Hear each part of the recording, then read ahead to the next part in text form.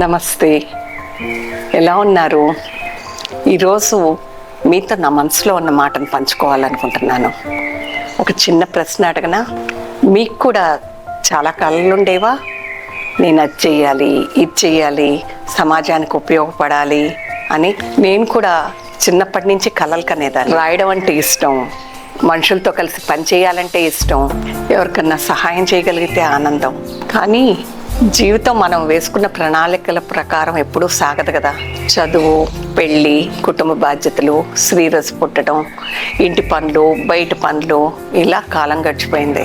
అయితే ఈ ప్రయాణంలో సమాజం కోసం ఏదో చేయాలన్న తపన మాత్రం ఆగలేదు. చిన్న చిన్న అవకాశాలు వచ్చినప్పుడల్లా నా వంతుగా నేను చేస్తూనే ఉన్నాను. కానీ నా మనసులోని కలలతో ఎన్నో నిద్రలేని రాత్రులు గడిపాను. చాలామంది మహిళల జీవితంలో లాగే నా జీవితంలో కూడా ఒక దశ వచ్చింది.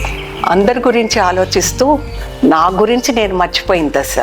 ఒకరోజు నన్ను నేను ప్రశ్నించుకున్నాను, నీ కలలు ఏమైనాయి అని. ఆ ప్రశ్న నన్ను చాలా ఆలోచింపజేసింది. అప్పుడు నాకు ఒక గొప్ప నిజం అర్థమైంది. మన కలలు ఎప్పటికీ చనిపోవు, మనమే మన కలలను పక్కన పెడతాం అంతే. ఒక విత్తనం నేలలో దాగి ఉన్నంత మాత్రాన చనిపోయినట్టు కాదు, సమయం వచ్చినప్పుడు మళ్ళీ మొలకెత్తుతుంది. అలాగే మన కళలు కూడా. అందుకే ఈరోజు ఒక విషయం మీతో చెప్పాలనుకుంటున్నాను. మీ వయసు 25 కావచ్చు, 45 కావచ్చు, లేక 65 కావచ్చు. మీ హృదయంలో ఇంకా ఆ కళ మిగిలి ఉంటే మీ ప్రయాణం ఇంకా ముగియలేదని. ఈరోజు మీరు ఒక చిన్న పని చేయండి. ఒక కాగితం తీసుకోండి, మీలో నిద్రాణంగా ఉన్న కళ్ళను వెలికి తీసి కాగితం మీద పెట్టండి. ఆ దిశగా మీరు వేయగలిగిన అడుగేంటో కూడా రాయండి. పెద్ద మార్పులు పెద్ద నిర్ణయాలతో రావు, చిన్న అడుగుతోనే మొదలవుతాయి.